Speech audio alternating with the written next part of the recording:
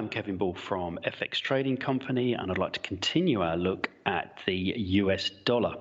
The first chart I'd like to look at is a weekly chart captured on the 17th of October, and as I mentioned, we've looked at this of the US dollar.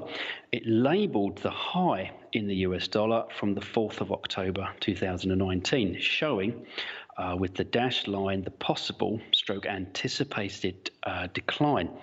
For those that may have not seen that previous coverage, very quickly the red box on the left contained our impulse wave, and the small pink box and the large blue box containing waves A and B.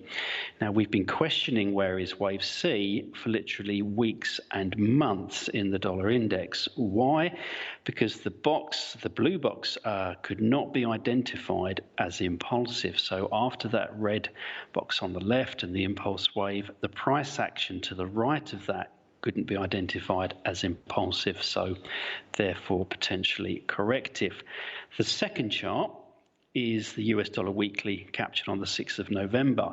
The same dashed line and labelling remains, and there is now what could be labelled as a possible wave 1 and 2 of the anticipated 5-wave decline to produce wave C. I'd like to draw your attention to the RSI at the bottom of the chart. The W formation below the averages can be very bearish. In euro dollar, we should see the same formation, but the inverse, so a M above the averages, but we'll take a look at that in a moment. The third chart is the US dollar daily captured on the 31st of October. So this chart is looking at the internal construction of this first wave of our anticipated 5-wave decline to complete wave C. Remembering C waves are 5-wave affairs. Now, as I mentioned, we looked at this chart on the 31st, highlighting a possible extending third wave, and if so, a rally would be seen to produce a 4th wave, and then a further decline to produce wave 5 of our first wave decline. And if we look at our fourth chart, this is a chart captured on the 6th of November, so just yesterday, that shows that rally now in place, so price has returned to what is labelled as wave 4. Now, this labelling may or may not be correct. This could also be labelled as a completed wave 1 and 2.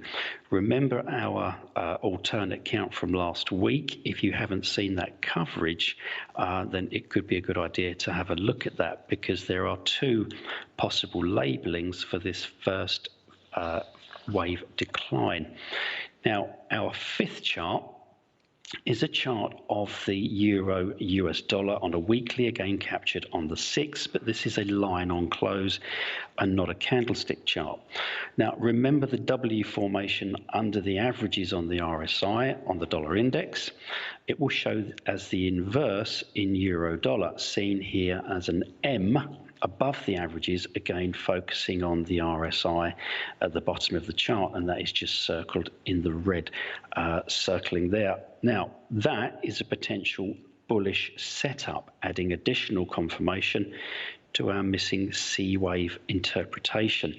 The C wave decline needed in the dollar translates to a C wave rally needed in the currency pair euro US dollar. Now, our sixth and final chart, very quickly.